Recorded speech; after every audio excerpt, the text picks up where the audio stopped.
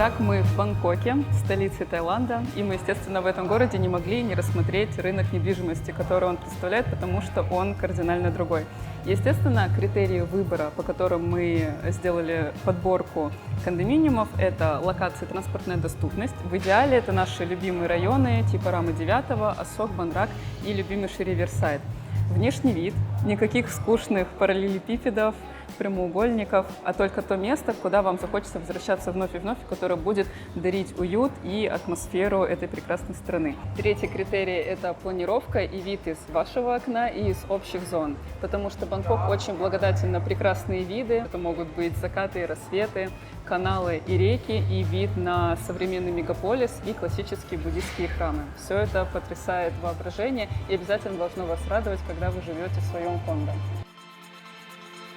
В качестве кандидатов мы рассмотрели не всем привычные кондо из серии Идео или Life, которые бесспорно хороши на начальном уровне, но мы как бы уже не на нем.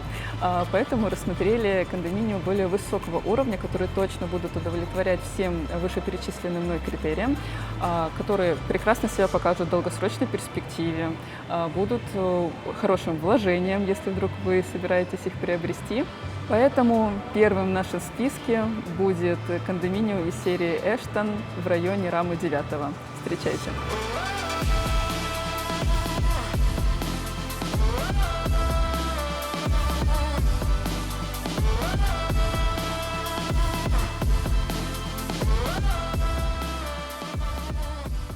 Как тебе здесь? В целом очень красиво. Мне даже угла камеры не хватает, чтобы вот так вот поднимать, потому что очень высокий, конечно, кондо.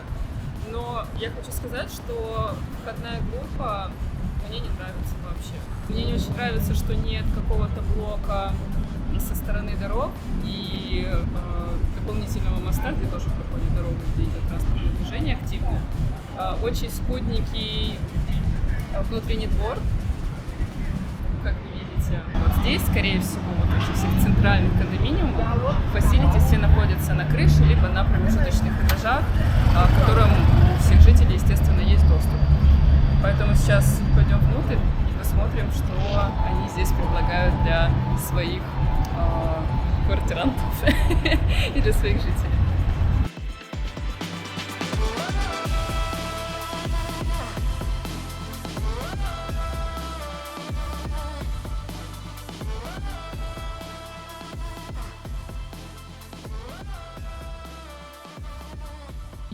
Итак, что по впечатлениям? Очень сильно нам помогла девушка, которая показывала все эти апартаменты. Это, наверное, была такая прям визитная карточка данного осмотра, потому что очень все любезно рассказала, показала. Но есть нюансы, что первый, что второй вариант квартиры супер тесные. И в строении Альфа, и в строении Омега. Единственные апартаменты, которые нам понравились чисто благодаря виду, это в строении Альфа, угловое окно прекрасное, панорамное. У тебя прям с кровати открывается шикарный вид. Но все остальное, конечно, очень сильно испорчено планировкой внутри, маленькой кроватью, совершенно неуютными какими-то апартаментами. Я как-то не представляю, что мне бы хотелось здесь жить.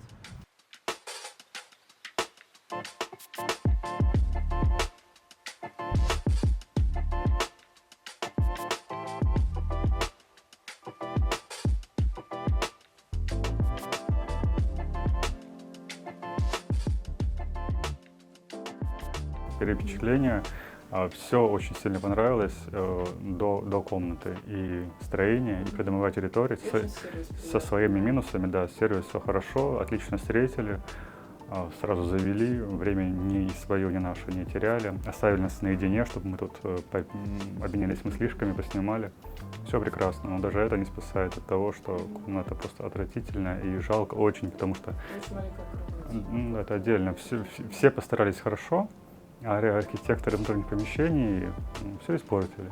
Вот. Это одно звено любое не работает неправильно, не работает ничего. Хотя надежда на Эштон большие. Да, ну, возможно, больший бюджет позволит. Ну, а если больший бюджет, так это уже другая история совсем будет. Я имею в виду в любом случае, в любом городе. Мы пока смотрим бюджет там, до 50 тысяч условно. Сколько стоит? 35. 35? Для 35 тысяч для этой локации, в принципе, не дурно. Ну, я бы, конечно, покупать ее не стал. По ряду причин очень тесно, очень, ну, что-то жарко, не знаю, здесь как-то вот они немножко не охладили. Но, наверное, это мелочи.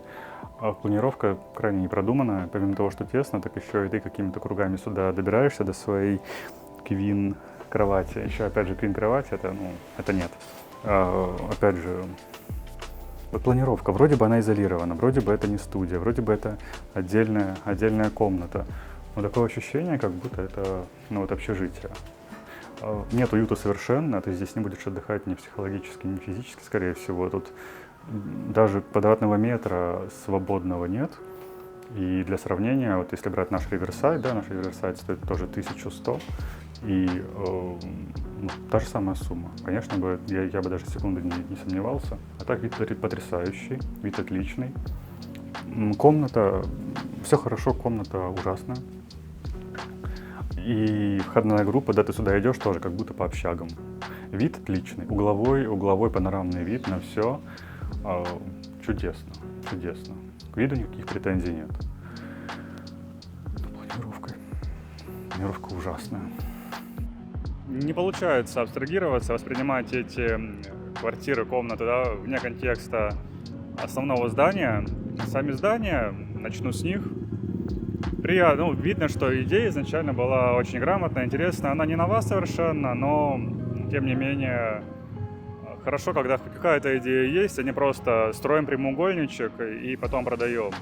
Здесь два здания, они называются Альфа и Омега, и сразу ассоциация первого уровня. Это наш любимый фильм «Фантастические грани будущего», где и Альфа, и Омега, как инь и янь здесь явно прослеживается. То есть это не что-то плохое и хорошее, не как, опять же, еще одна ассоциация, что Омега — это что-то, нечто недостойное. Здесь не так, здесь по-другому в Азии мыслят. И Омега дополняет Альфа, Альфа дополняет Омегу. Мне приятно, мне нравятся такие моменты. И опять же, отсылочка к любимым произведениям, они всегда к месту. И помимо того, что они называются по-разному, они еще оформлены по-разному. То есть Альфа — это, как нам сказала Сара. Если честно, я так и не понял, для чего? Для людей, компенсирующих недостаток мужественности. Он оформлен внутри в таких брутальных, нуарно-брутальных тонах, напоминающие пещеру Бэтмена у Нолана. Приятно, но она так это сказала, мне сначала было как-то, наоборот. Я люблю черное оформление, смотрится стильно и скрывает недостатки. Но после того, как она сказала, что это для сильных людей, я такой думаю, зачем? Я думаю, это просто позиционирование. Возможно, а я не люблю, когда так позиционируют. Знаете, это как агрессивный дизайн. Я не люблю агрессивный дизайн, потому что, а зачем? Для чего? Я люблю что-то такое естественное. Да ладно. Не в этом суть. То есть, два здания оформлены по-разному, с виду одинаковые, внутри разные, как и все мы люди. Один нуарно-брутальный, а второй такой более веселенький, в таких пастельных, белых тонах, молочно-белый. Преобладает бронза в обоих направлениях, в обоих зданиях. И там бронза в отделке. Я люблю бронзу, это подкупило. Но на фоне белых тонов гораздо более выгодно бронза смотрится, поэтому мне внутренне понравился больше, наверное, белый вариант. На самом деле дизайн неплох, но что-то не то. Я сейчас даже не касаюсь тесноты помещений для проживания. Я говорю про общие зоны. Да, как-то немножко слишком перегружено все дизайном, какими-то подсветками, лишними элементами. Лишние элементы должны быть, когда действительно огромный масштаб, гигантские потолки. И надо как-то чем-то заполнить, чтобы не создавалось такое ощущение склада какого-то гигантского. А здесь помещения без того маленькие, я бы сократил количество вообще всего, мебели всего. В общем, неплохо, но на премиум уровень далеко не тянет. Бассейн, виды, единственное, что спасает и что отражает премиальность, это виды. Виды совершенно очаровательные, но только с первой площади. Со второй виды плохие. Но, опять же, видео все скажет за нас, но ощущение такое, что не хватает простора. Один супер важный и довольно решающий сегодня оказался минус. Когда мы вышли на этаже здания Омега, был очень сильный запах канализации. Я, в принципе, часто слышала эту проблему в разных кондоминиумах, когда все там жалуются на запах из канализации, Обычно в ванны, комнатах. там, да, в комнатах, но тут прям вот в Everywhere. общей зоне ты выходишь из лифта. Ну, он, конечно, тебя с ног не сбивает, но как бы вот ты Сбивает, ходишь, и сбивает. вот Он прям сильно хочется, раздражает. да, выдыхать этот воздух побольше, ну и как бы не чувствуешь, опять-таки, вот этого премиум настроения, да, флоу, который Эштон вроде как, по идее, должен предоставлять. Ну и, соответственно, мы зашли в сами апартаменты, там, видимо, даже Сара так напряглась из-за запаха внутри, что она начала просто так судорожно шикать в комнате. Вот, мы, конечно, посмеялись, то, что не старайся, моя хорошая, тут ничего уже не поможет. Ну, как-то обидно. Да, это очень важно, потому что, ну, то, что вот здесь в общих зонах, да, то есть это, ну, получается коридор, да, твой коридор, где ты живешь, оно все просачивается тебе в комнату, здесь нет, ну, какой-то герметизации пространства, поэтому ты целый день дышать канализационными вот этими запахами, ну, какой это премиум. Причем, повторюсь, тут дело не в комнате конкретной, потому что, ну, все вот эти элитные комнаты, там, пентхаусы, они, ну, находятся здесь же, на этом же этаже, и тоже с этим сталкиваются. Ну, как бы, это довольно странно, и особенно забавное было техническое решение, дизайнерское. Ряд комнат, почти там половина, да, соседствует с garbage room, с комнатами для мусора. Сейчас мы переходим из строения альфа в строение омега. Кстати, жители могут пользоваться facilities обоих зданий. На входе, прямо около лифта, нас просто сносит запах канализации. Он присутствует во всем этом лабиринте, по которому нам нужно идти к нашему юниту. Агент даже по плану этажа не может найти юнит, который нам нужно показать. Ну и очень важный пунктик — это то, что здесь обваливающаяся штукатурка, то есть здесь сервис за этим не следит. Ну и в комнате запах, к сожалению, никуда не девается. Шикать не поможет, мы уже все понюхали. И как раз вид на стройку. То есть они стоят, по сути, одинаково, правильно?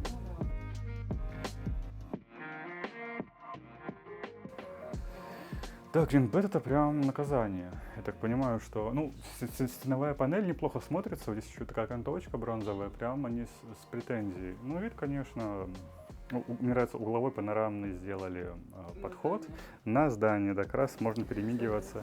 Ну и опять планировка не самая продуманная. Единственный плюс — это то, что здесь довольно свободный доступ к кухне, и она никак не граничит с входной дверью, поэтому при готовке вы не будете делить место с обувью.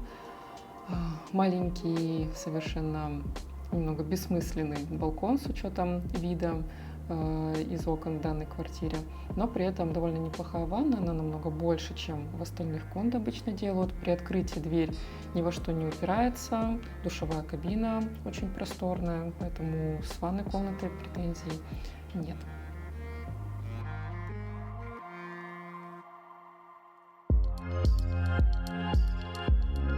Итак, что здесь из себя представляют общие зоны? Они здесь представлены в блоке из нескольких этажей. Естественно, сюда входит спортивный зал с небольшой индивидуальной комнатой для тренировок, плавательный бассейн, к ним же душевые, раздевалки, небольшие сауны. И на другом этаже находится, так сказать, библиотека, зона для коворкинга, там же общая кухня и комната для индивидуальных спа-процедур. Зал, во-первых, маленький, оборудования мало, тесно. Да, там можно забронировать комнату для воркаута, для, ну, вот этого стрит-воркаута. Но чем там заниматься, не знаю. Ну, наверное, имеется в виду, что ты сам себе купишь гирю, либо там что хочешь. Подразумевается, что ты богатый человек, тут бэшки стоят, Астон Мартины, и не проблема купить, видимо, оборудование себе самому и хранить его, ну, у себя в комнате, да, ну, или там где-нибудь у них в помещении и брать. То есть у каждого свое, да, как я прихожу со своим чемоданом. Это вариант я могу понять. И ты бронируешь, ты можешь забронировать себе комнату для спорта. А то, что предоставляет сам Эштон, ну, это фигня, и это не зал. В основном только кардиотренажеры, вроде там беговой дорожки, велосипеда, ничего более. И мне, как любителю поплавать, не понравилось то, что бассейны маленькие, они просто для вида, для чила, для релакса. Но плавать там невозможно. Там очень небольшой вот этот выносной бассейн, он короткий, он не глубокий, то есть, окей, если он там где-то по уровень груди, это нормальная глубина, чтобы можно было спокойно поплавать, но только ты разгонишься, ты уже сразу упираешься в бортик, тебе нужно разворачиваться, плыть в обратную сторону. Этот дельфинчик разгоняется очень быстро. А этот дельфинчик разгоняется, не дай бог, да, поэтому я просто посмотрела, иду, а где я, извините, Светлана Александровна будет плавать? Ну, в общем, да, такой себе, конечно.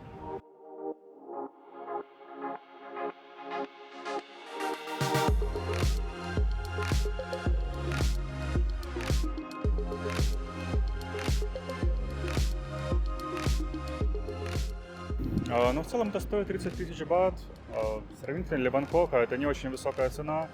И если вы не работаете удаленно, если вы не боитесь второй волны коронавируса, то, наверное, вполне можно пожертвовать какими-то вот этими минусами или комфортом ради локации, ради видов. Локация, ну, вот, район Рамы-9 это одна из лучших, наверное, в Бангкоке.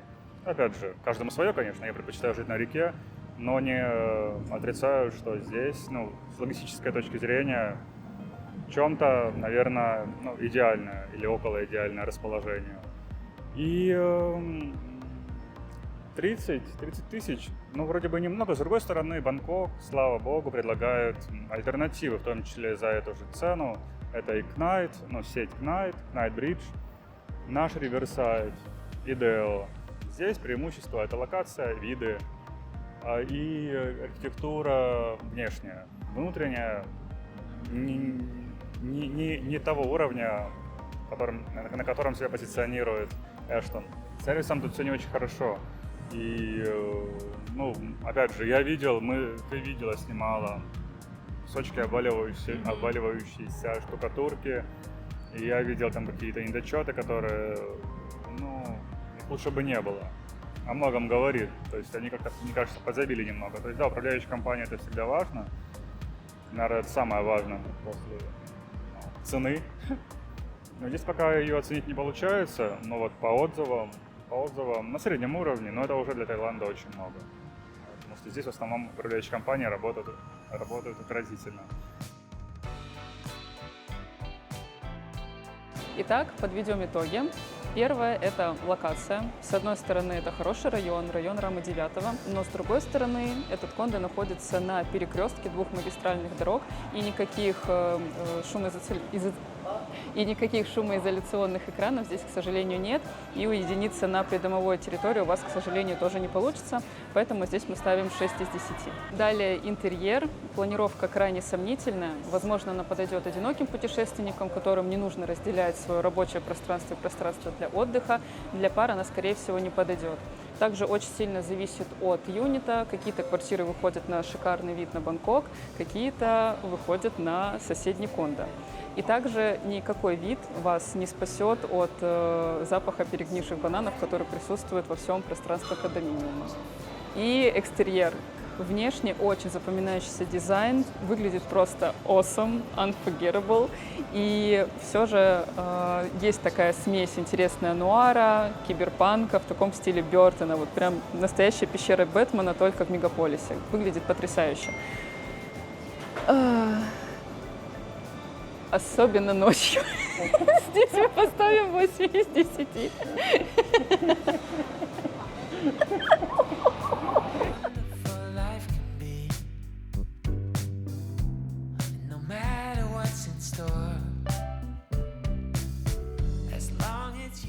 Ну что, сегодняшний Эштон получает оценку 6 из 10, но мы составили полный расширенный гайд по топовым кондо Бангкока, которые прошли наш личный кастинг и удовлетворяют всем необходимым для нас параметрам.